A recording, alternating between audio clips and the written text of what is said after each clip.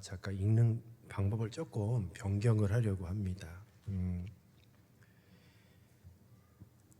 의식 있는 우리가 예배를 드리기 위해서 조금씩 이제 변화를 주려고 해요. 아마 여러분들이 기존에 이제 하지 않은 방법에 대해서 혹시 불편하거나 거부감이 들을 수가 있어요. 그런데 이제 성경을 이제 뭐 다른 교회도 많이 이제 대독을 하거든요. 근데 이제 대독을 하는 이유는 이거예요. 우리가 구약 시대에 구약 시대도 예배를 드렸겠죠. 예배를 드릴 때에 당시에 이제 문맹률이 낮았죠. 이 글씨를 읽을 수가 없어서 성경을 이제 소리내어 읽고 누군가가 소리내어 읽고 이제 공동체가 함께 듣는 방식으로 그렇게 예배가 진행이 됐습니다. 그래서 이제 성경을 이제 누군가가 읽어주면요 어떻게 들었냐면 서서 들었어요. 다 서서 듣고 그 말씀을 듣고 그 자리에서 이제 회개하고 찔림이 있다고 하면은 옷을 찢고 머리에 재를 날리면서 회개하고 자복하고 그런. 그래서 이렇게 성경을 왜 대독을 해야 되냐라고 한다라고 하면 의식 있는 좀 우리가 예배를 드렸으면 좋겠다라는 생각을 했어요. 그러니까 우리가 왜 성경을 예배 드릴 때 왜 성경을 읽지? 왜 성경을 볼까? 그냥 아무 생각 없이 앉아 있는 게 아니라 이것이 하나님의 말씀이구나라는 그런 측면에서 누군가가 이제 대표자죠. 예배를 집례하는 대표자가 성경을 대독하고 이제 회중들은 서서 하나님의 말씀을 그대로 경청했습니다. 그것이 구약 시대의 예배의 이제 모습이었어요. 그래서 이런 부분을 조금씩 이제 바꿔 나가려고 합니다. 뭐 성경을 같이 읽어도 되고 대독을 해도 되는데 그 정신은 무엇이냐면 그렇구나. 우리가 지금 예배하고 듣는 이 말씀이 하나님의 말씀이구나라는 조금 그런 무거운 마음, 너무 막 침울한 게 아니라 하나님의 말씀에 대한 그런 경외하는 마음에 대해서 우리가 너무 자각 없이 아무 생각 없이 의식 없이 앉아 있는 것이 아니라 그래 오늘 우리가 하나님의 말씀을 들으러 왔구나라는 좀 그런 생각을 좀 할 수 있었으면 좋겠지 않나 싶어요. 그래서 그런 측면에서 성경을 이제 대독을 합니다. 근데 또 일어나서 들으라고 하면 찬양 우리가 했을 때 일어났는데 또 성경 읽을 때 또 일어나냐 또 그렇게 힘들어하는 지체가 있어서 앉아서 편안히 앉아서 이제 앞으로 우리 최형훈 청년이 저 성경을 좀 대신 이제 대독을 하도록 할게요. 아마 한 주 동안 두렵고 떨리는 마음으로 이렇게 잘 준비해 왔으리라 봅니다. 이제 오늘 이 본문 말씀 출애굽기 25장 10절에서 22절 말씀을 대독할 때에 우리는 하나님의 말씀을 잘 경청하시기 바랍니다.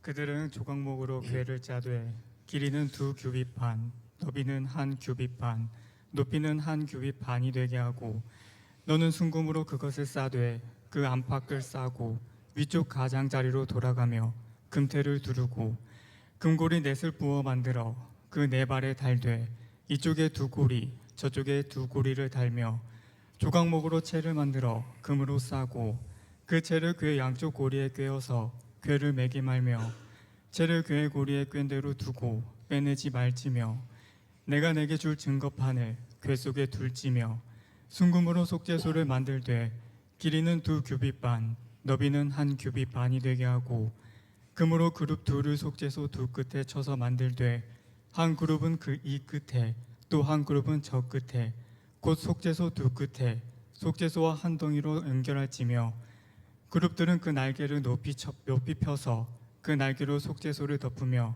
그 얼굴을 서로 대하여 속죄소를 향하게 하고 속죄소를 궤 위에 얹고 내가 내게 줄 증거판을 궤 속에 넣으라. 거기서 내가 너와 만나고 속죄소 위 곧 증거궤 위에 있는 2 그룹 사이에서 내가 이스라엘 자손을 위하여 내게 명령할 모든 일을 내게 이르리라. 아멘. 아멘. 성막 시리즈 마지막 시간이죠. 자, 법궤와 속죄소라는 제목으로 말씀 증거하도록 하겠습니다. 이 법궤와 속죄소는 이제 하나라고 보시면 됩니다. 법궤가 있고 그 위를 덮는 뚜껑을 속죄소라고 얘기를 해요. 지성소에는 다른 게 없어요. 딱 이 법궤와 속죄소만 있습니다. 그리고 이 법궤 안에는 3가지 보물이 들어 있어요. 십계명과 또 만나 담은 항아리와 아론의 쌍난 지팡이 이렇게 3가지가 들어와 있습니다. 7주간의 이제 성막 여정의 종착역에 드디어 다다랐습니다. 우리가 그동안 문을 거쳐서 뭐 번제단, 뭐 물두멍 하면서 등등등 해서 쭉 거쳐서 왔잖아요. 우리가 결국은 오늘 이 시간 바로 하나님이 임재하여 계신, 그러니까 결국은 이 성막을 통하여서 하나님을 만나는 그 길에 대한 영적인 원리에 대해서 우리가 계속 살펴보았고, 오늘 그 마지막 시간입니다. 제일 중요한 것은 하나님을 만나는 것이 제일 중요해요. 왜 이 법궤와 속죄소가 제일 중요하냐면, 하나님은 이 속죄소 위에 계신다고 말씀하시죠. 오늘 본문 말씀에 보면, 그리고 이 속죄소 위에서 하나님이 말씀하시겠다고 기록하고 있습니다. 그러니까 하나님이 계신 곳이고, 하나님이 죄인된 인간과 만나 주시겠다는 곳이고, 바로 그곳에서 하나님께서 말씀해 주시겠다고 하는 그 만남의 장소가 이 지성소 안에 법궤와 속죄소, 바로 그 장소이기 때문에 굉장히 중요한 것이죠. 자, 우리가 속죄소, 그러니까 이제 지성소죠. 이제 성소를 지나서 휘장을 거쳐서 지성소로 들어가면 그곳에는 컴컴한 빛밖에는 컴컴한 빛이 없으니까 컴컴할 것으로 추측이 되어져요.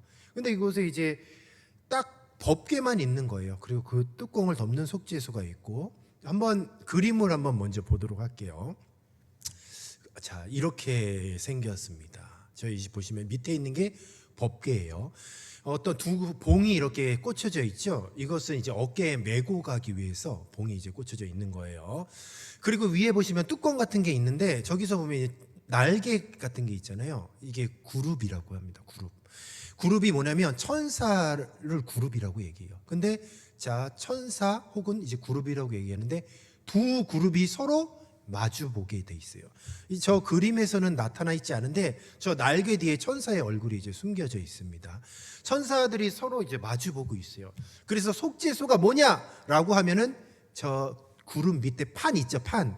그 뚜껑을 속죄소라고 얘기하고, 그리고 속죄소 위에 두 그룹 형상이 이렇게 마주 보고 있는 것이죠. 그래서 보통 이제 속죄소 하면은 저 속죄소와 두 그룹을 이렇게 통틀어서 속죄소라고도 얘기하지만, 더 분명하게 얘기할 수 있는 것은 저 뚜껑이 속죄소예요. 그리고 그 밑에는 법궤. 자, 저 법궤 안에 무엇이 담겨져 있냐라고 한다면, 모세가 하나님께로 받았던 그 돌판, 십계명이 쓰여져 있는 돌판, 그리고 만나를 담은 항아리와 아론의 쌍난 지팡이가 담겨져 있습니다. 자, 저것이 바로 이제 법궤와 속죄소를 얘기하고 있고, 지성소에는 딱 저거 한 가지만 들어가져 있습니다. 하나님이 계신 그곳에 왜 저렇게 법궤와 속죄소가 떡하니 자리를 잡고 있느냐? 오늘 그것을 한번 말씀을 통해서 살펴보려고 해요. 예수님께서 이렇게 말씀을 하셨습니다. 내가 곧 길이요 진리요 생명이라고 말씀하셨어요. 그래서 예수님으로 말미암지 않고는 하나님 아버지께로 올 사람이 아무도 없다라고 말씀을 하셨습니다. 그런데 이 법궤 안에 있는 이 세 가지 보물은 바로 예수 그리스도를 나타내고 있어요. 자, 십계명 돌판이잖아요. 예수님이 곧 길이요 진리라고 말씀하셨죠.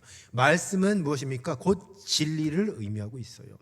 이 십계명 돌판을 율법이라고 얘기를 하는데, 이 율법의 역할이 뭐냐면 저와 여러분과 같은 인간이 죄인임을 깨닫게 해주는 거죠.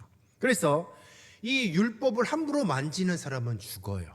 우사도 돌판을 잘못 만져서 즉사해버렸어요. 바로 하나님의 말씀은 바로 이 공의의 말씀이에요. 공의의 말씀. 이 율법은 우리가 죄인임을 깨닫게 해주는 말씀이죠. 그래서 이 율법이 하는 역할이 뭐냐면, 너는 죄인이야, 너는 심판받아야 돼 라고 분명하게 가르쳐 주는 것입니다. 바로 그것이 뭐냐? 진리라는 거죠. 결국 이 진리의 말씀으로 말미암아 우리가 죄를 깨닫게 하는 것이고, 하나님이 세운 명확한 기준이 뭐냐면 진리의 말씀을 통해서 말씀하고 있어요. 우리가 보통 막 퀴어 축제하고 여러분 뭐 남자와 남자가 결혼하고 여자와 여자가 결혼하고, 이게 뭐냐면요, 진리가 흔들려서 그래. 진리가 하나님께서 정하신 엄격한 말씀의 기준이 있고 진리가 있는데, 하나님의 백성은 그 진리 말씀의 기준대로 살아야 돼요. 근데 말씀을 알지 못하면 자기 생각대로 자기가 살고 싶은 대로 사는 거죠. 그러니까 뭐 남자와 남자가 결혼하기도 하고 여자와 여자가 결혼하기도 하고, 이게 뭡니까? 질서가 깨져버리는 거죠. 가만히 놔두면 어떻게 되는지 아세요? 세상이 망해버려요. 가정을 이뤄서 자녀를 낳고 그래야 인류가 번영을 하는 것 아닙니까? 그런데 남자와 남자가 결혼하고 여자와 여자가 결혼하면 어떻게 됩니까? 자녀를 생산할 수가 없어요. 그렇게 되면 어떻게 돼요? 망하는 거예요, 망하는 거. 하나님은 하나님의 진리의 말씀 앞에서 우리가 그 말씀에 따라 사는 것이 우리가 사는 길이에요. 근데 요즘엔 질서가 없어졌어요. 왜 질서가 없어졌냐? 요즘 학교 보십시오. 질서가 없어졌어요. 막 학생들이 선생님한테 막 대들어도 통제를 할 수가 없는 거예요. 통제를 할 수가 없어요. 왜냐? 질서가 깨졌기 때문이에요. 근데 이 질서는 결국 무엇이냐? 하나님의 말씀 진리에 초점을 맞추면 질서가 잡히게 되어 있어요. 그래서 이 하나님의 돌파는 진리를 상징하고 있어요. 이 만나를 담은 항아리가 뭐냐? 이 만나를 담은 항아리는, 자, 예수님은 내가 그 길이요 진리요 생명이라고 말씀을 하셨잖아요. 그리스도인들은 날마다 하나님의 진리의 말씀을 먹어야 사는 것이에요. 그래서 이 만나는 광야 때에 날마다 하나님께서 이른 새벽에 그렇게 주셨다는 것이죠. 그러니까 이스라엘 백성이 살기 위해서는 이 말씀, 곧 이 만나를 날마다 먹어야 되는 것이죠. 날마다 우리가 말씀을 먹어야 돼요. 그래서 만나를 담은 항아리는 예수 그리스도의 생명을 의미하고 있는 것입니다. 자, 아론의 싹이 난 지팡이. 자, 이 마른 막대기였는데 이 아론의 싹이 난 지팡이가 꽃이 피게 하셨어요. 하나님께서 그런 기적을 보여주셨습니다. 근데 그 꽃이 어떤 꽃이냐? 살구꽃이고, 그 살구꽃이라는 것은 아론의 싹난 지팡이는 살구나무라는 것이죠. 이 성경에서 이 살구꽃은 굉장히 중요한 의미가 있어요. 왜 중요하냐면 어떤 꽃, 그러니까 세상의 꽃 중에서 가장 먼저 꽃을 피우는 것이 살구꽃입니다. 그래서 이 성경에서 이 살구꽃은 예수님의 부활을 의미하고 있어요. 왜냐하면 예수님께서는 저와 여러분의 부활의 첫 열매가 되셨기 때문이에요. 자, 그래서 이제 아론의 싹난 지팡이가 이 법궤 안에 담겨져 있다라는 것은 예수님께서 길이라고 말씀하셨거든요. 그런데 이 아론의 싹난 지팡이는 부활을 의미하고 있어요. 예수님이 부활하셨잖아요. 우리가 하나님을 만나기 위해서는 예수님이 가셨던 그 길을 가야 되는데, 예수님이 가셨던 그 길은 십자가에 달려 죽으셨어요. 자, 그리고 부활하셨어요. 우리가 지금 이 몸으로 살아계신 하나님을 만날 수가 없습니다. 우리는 반드시 죽어야 돼요. 죽음을 이제는 뛰어넘고 부활의 모습으로, 부활의 첫 열매 되신 예수님이 부활하신 것처럼 우리도 예수님이 가셨던 그 길을 가야 되는 거죠. 그러니까 우리가 부활을 해야 되는 거죠. 우리가 부활한다는 것은 결국은 예수님으로 만나는 길을 가는 것을 의미하는 거죠. 그래서 부활이 곧 길이라는 거죠. 그래서 십계명에 돌파하는 진리를 이야기하고, 만나를 담은 항아리는 생명을 의미하며, 아론의 싹난 지팡이는 길, 곧 저와 여러분의 부활을 의미하고 있습니다. 예수님의 부활을 또 상징하고 있고, 그래서 이 법궤 안에 세 가지 보물은 결국 예수 그리스도를 의미하고 있는 것이죠. 자, 그렇다면 이 법궤 안에 담긴 이 세 가지는 예수 그리스도를 의미하고 있어요. 자, 이제부터 진짜 중요합니다. 바로 속죄소. 보통 이제 법궤가 중요하고 이 법궤 안에 내용물이 중요하다고 얘기하는데, 오히려 성경에서는 뚜껑 얘기를 더 많이 해요. 이 속죄소 얘기를 더 많이 한다는 것이죠. 한번 잘 생각해 보십시오. 제가 아까 증거판, 하나님의 말씀, 모세로부터 받았던 그 언약의 말씀판, 돌판을 이야기를 했는데, 그 말씀을 직접 대면하는 인간은 다 죽는 거예요. 왜냐하면 하나님의 율법은 저와 여러분의 죄를 꼬집기 때문에, 우리가 어떤 죄를 지었는지 낱낱이 파헤치기 때문에 우리가 죄인인데 어떻게 주님 앞에 설 수가 있겠습니까? 그래서 하나님께서는 어떻게 하셨냐? 아예 법궤 안에 하나님의 그 공의의 심판의 말씀, 그 증거의 말씀을 법궤 안에 딱 넣고 속죄소라는 뚜껑으로 덮어버리셨어요. 만약에 우리가 하나님을 만나러 가는데 그 속죄소의 뚜껑, 그러니까 법궤의 뚜껑인 속죄소가 이렇게 열려져 있고 그 돌판이 오픈이 돼 있다고 한다면, 우리는 만약에 지성소로 들어가면 즉사한다는 거예요. 그러니까 하나님께서는 저와 여러분을 만나기 위해서는 필히 그 공의의 말씀, 우리를 죄에서, 우리가 지은 죄를 통해서 반드시 심판하시겠다는 그 심판의 말씀을 어떻게 해야 되느냐? 가려야 되셨습니다. 그래서 이 속죄소의 뚜껑을 덮으신 거예요. 법궤 안에 십계명은 하나님의 죄를 고발해서 너는 죄인이야, 죽어야 한다라고 외치고 있어요. 근데 그 위에 속죄소가 덮고 있는 거죠. 그리고 1년에 한 번 대제사장이 1년에 한 번 그 속죄소 위에 짐승의 피를 뿌린다는 거죠.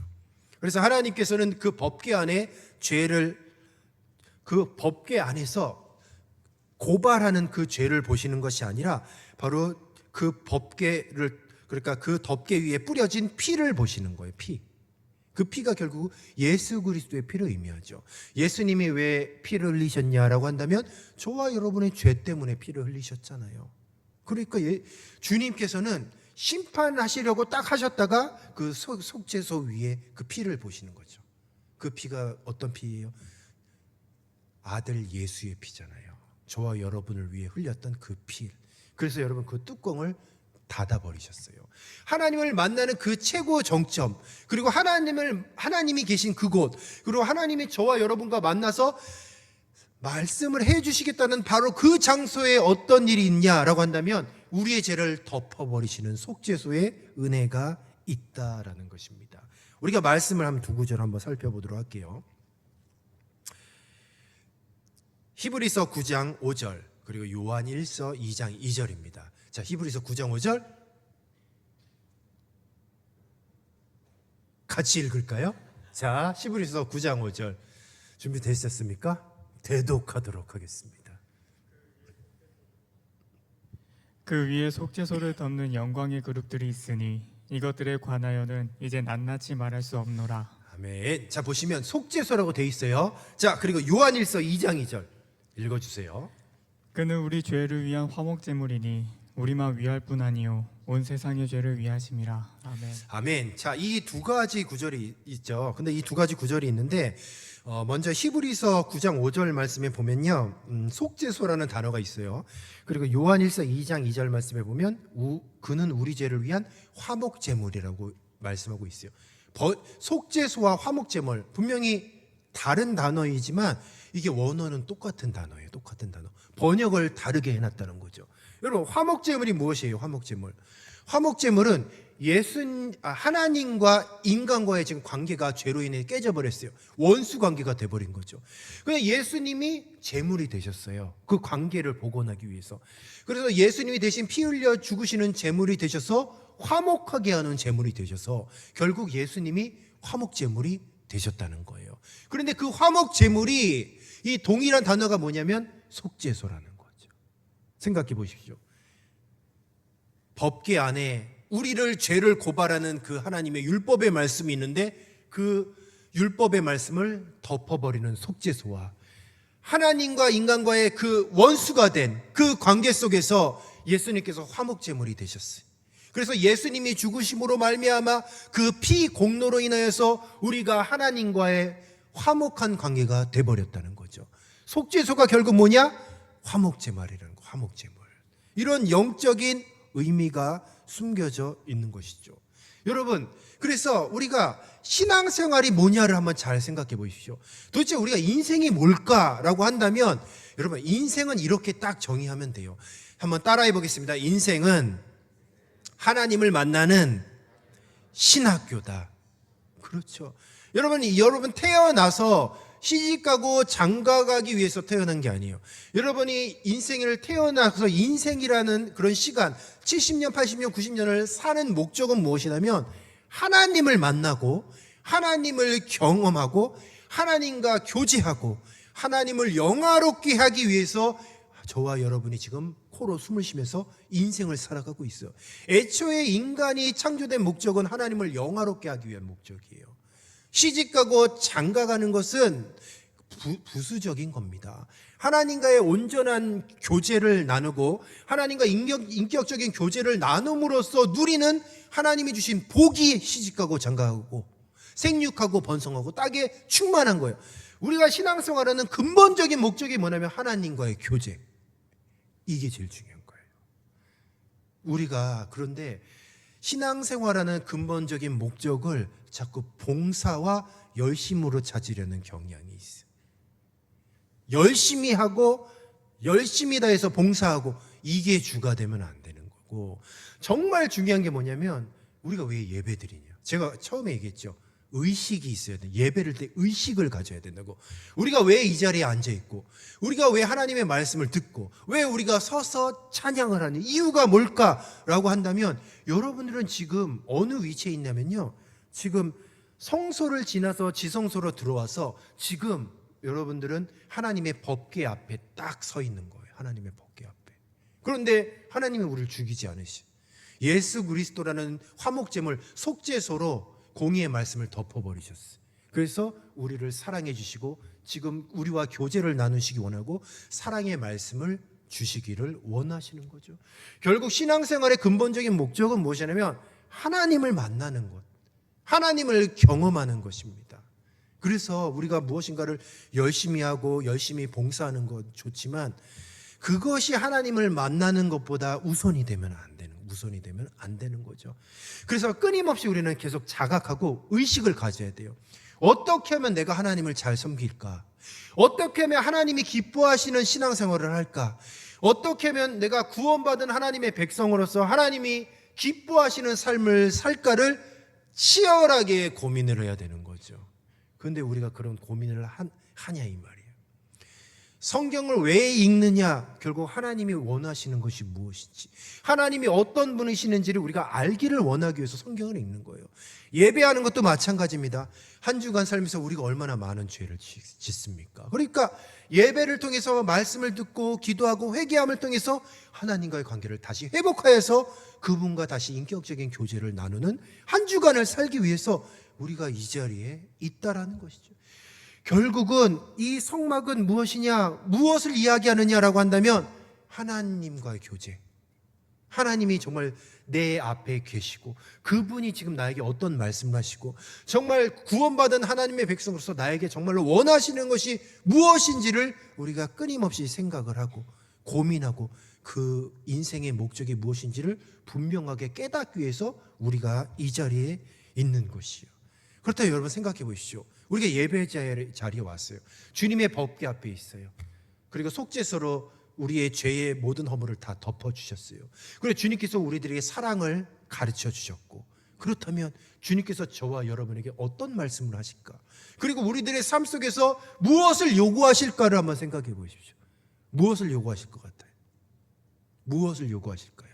구원받은 하나님의 백성으로서 예수 그리스도의 보혈의 은혜로 말미암아 주님이 계신 그 보좌 앞에 이제 담대히 나아갔잖아요. 자, 주님, 이제 주님 앞에 우리가 딱 왔습니다. 그럼 주님이 원하시는 것이 무엇일까를 한번 곰곰이 생각해 보세요. 무엇을 원하실까요? 무엇을 원하시나요? 무엇을? 그걸 고민해야 된다고요. 끊임없이 생각해야 된다고. 끊임없이 내가 어떻게 하면 돈을 벌까? 내가 어떻게 하면 이 땅에서 잘 살까를 고민하는 게 아니라 주님이 왜 나를 부르셨을까? 내가 왜 이 자리에 있는 것일까? 내가 왜 수많은 사람들 중에서 택함을 받아서 구원받아서 아무 공로가 없는데 죄 짓고 지옥 갈 인생인데 값없이 천국이라는 선물을 왜 주셨을까를 고민을 해보라는 거죠. 왜? 이유가 뭐예요? 이유가 그 고민을 하자는 그 고민을. 그래서 여러 가지 이유가 있겠지만 한 가지 분명한 사실은 하나님이 정말 원하시는 건 무엇이냐면 날마다 구원의 은혜를 우리가 상기하기를 원하세요. 구원의 은혜를. 그 구원의 은혜가 뭐냐면 바로 예수 그리스도가 우리 죄를 위해 십자가에 달려 죽으셨던 바로 그 사건입니다. 그럼 그 사건을 주님께서는 왜 저와 여러분에게 기억하기를 원하실까? 왜 기억하기를 원하실까? 제가 한번 생각을 해봤어요. 왜 기억하기를 원하실까? 근데 딱 생각이 났어요. 제가 만약에 물놀이를 했는데 내가 수영을 잘못해서 이제 허우적거렸어. 허우적거려서 내가 막 살려서 이제 죽게 생겼어요. 그런데 만약에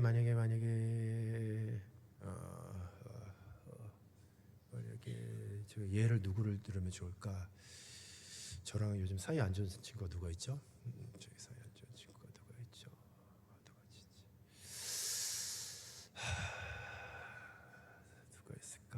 그래요. 오랜만에 또 우리 이름이 갑자기 기억이 안 나네. 우리 진경 회장 누구예요? 이름이 박성은.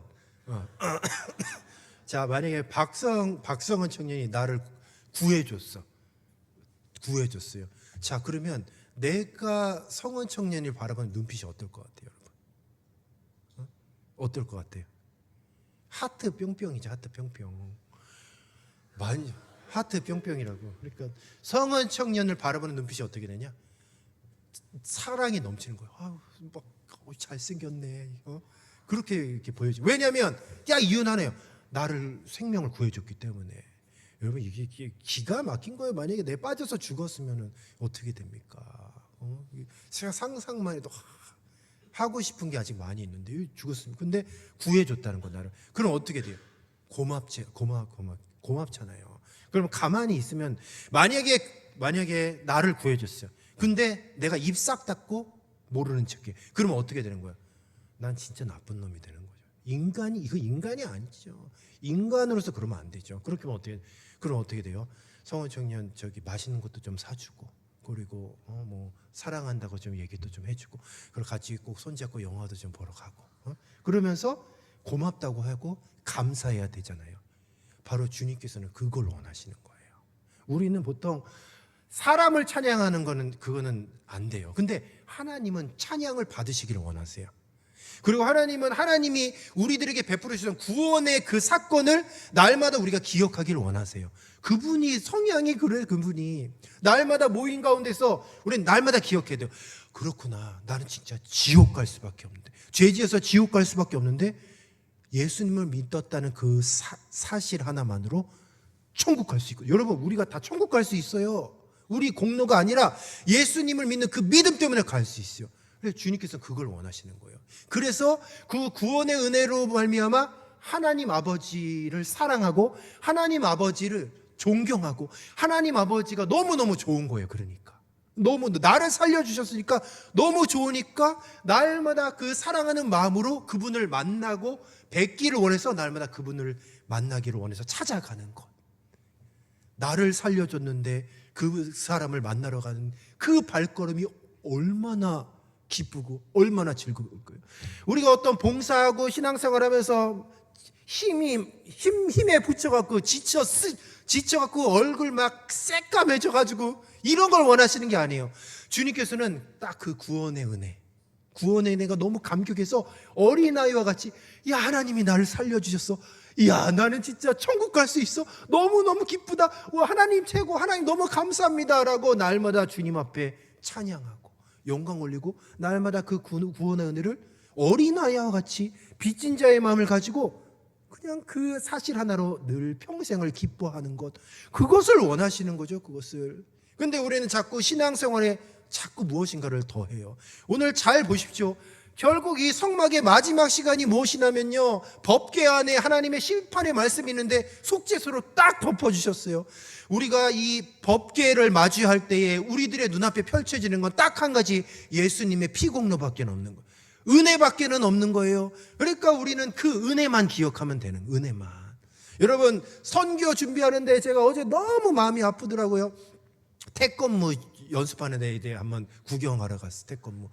와, 잘하대. 여러분 한번 기대하십시오. 태권무 절도 있게 탁탁 하는데 우리 희민 청년이 태권무를 그 안무를 짰어요. 그랬더니 그 안무를 자세히 보니까 희민 청년이 굉장히 돋보이는 안무를 이렇게 짰더라고요. 그러니까 희민 청년이 딱 가운데 센터에서 자기가 막 추측하고 막 540도 뒤돌려차기 하고 난리도 아니에요. 그래서 이제 우리 희민 청년이 태국 가서 이제 영광 받을 준비 다 된 것 같아요. 그래서 준비를 하는데 안 하던 거 하니까 야, 되게 힘들겠더라고. 그래서 우리 한 자매님은 근육이 놀라갖고 안 하던 거 하니까 근육이 놀라가서 병원 다닌다는 얘기를 들었어요. 아니, 생각해 보십시오. 안 하던 거 해서 근육이 놀라갖고 병원 가는데 그게 뭐 솔직히 기쁘겠냐 이 말이에요. 이게 똑같아요. 우리가 힘들게 신앙생활 하면 봉사 많이 하잖아요. 오늘도 여러분 선교 부스 하는데 여러분들 진짜 태양볕에서 물건 파느라고 고생 진짜 많이 하더라고요. 장사 잘하대 여러분들. 아주 악착같이 장사 잘하시는 거 보고 은혜를 받았어요. 그렇게 왜 수고하냐 이 말이요. 왜? 근데 우리는 그것만 보면 안 돼. 우리가 그렇게 수고하고 애쓰는 목적이 무엇이냐? 딱 한 가지예요. 우리가 그 은혜가 너무 기쁘고 감사하니까 나를 구원해 주셨으니까 가만히 있을 수가 없는 거지. 그러니까 하다 보니까 선교도 가게 되고, 하다 보니까 태권무도 하게 되고, 하다 보니까 여러분 진짜 집에서 얼마나 귀한 아들 딸들입니까? 그런데 생전에 해보지 않은 그 골라 싸게 팔어 이러면서 해보지 않은 여러분들이 그 장사도 하고, 왜 그러냐고. 왜 그러냐고요. 왜 그렇게 정말 죽을 고생을 왜 하냐고 하면은 이유는 딱 한 가지예요. 예수님이 나를 구원해 주셨어요. 하나님이 나를 구원해 주셔서 아들 예수님을 값없이 십자가에 매달아 죽이셨어요. 그 사실이 너무 감사한 거예요. 그러니까 그것 때문에 내가 이 자리에 있는 거고, 그것 때문에 저와 여러분이 이 자리에 있는 겁니다. 그 뭐냐? 이게 신앙생활인 거예요. 거기에 다른 뭐가 추가되면 안 되는 거예요. 거기에 뭐 봉사해서 시험 들 것도 없어요. 그 신앙생활의 근본은 뭐냐면, 법궤 앞에 죄인이 딱 섰는데 바로 직사하고 심판, 공의의 말씀으로 죽는 것이 아니라 속죄소의 그 은혜로 딱 덮어주시고, 그 하나님이 계신, 하나님의 임재에 계신 그 자리로 초청해 주신 바로 그 십자가의 은혜, 예수님의 은혜를 날마다 생각하고 너무 감사하니까 그 마음이 가만히 있을 수 없으니까 그 빚진 자의 마음으로 뭐라도 하는 것, 그렇게 평생을 사는 것, 그것이 그리스도인의 삶이라는 것이죠.